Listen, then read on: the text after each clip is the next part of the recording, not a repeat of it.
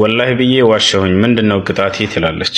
ጥሩ አላህ ስብሓነሁ ወተዓላ ፊ ሱረቲል ማኢዳ ላይ ገልጾታል። ይህንን ላ ዩአኺዙኩም አላሁ ቢለግዊ ፊ አይማኒኩም ወላኪን ዩአኺዙኩም ቢማ ዐቀድቱሙል አይማን ፈከፋረቱሁ አለ።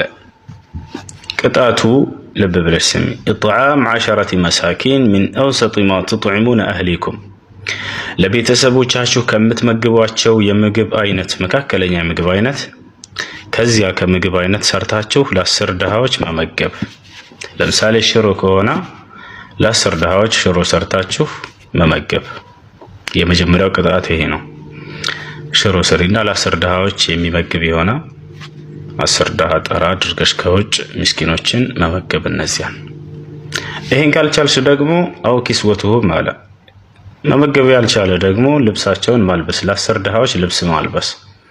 አንዳንድ ጀለብያ ስጠት አድርጊያቸው ለሴቶችም ሆነ ወይ ለወንዶች፣ ግልጽ ነው።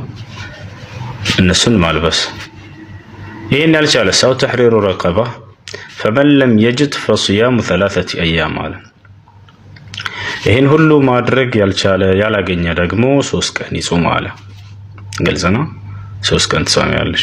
በዚህ መልኩ የመጀመሪያው ቅጣት 10 ድሃዎችን መመገብ፣ ይሄን ያልቻለ ደግሞ ለ10 ድሃዎች ማልበስ፣ ይሄን ያልቻለ ደግሞ ለ3 ቀን ያክል መጾም ማለት ነው። በዚህ መልኩ ይማርልሻል ማለት ነው ይህ ስህተት።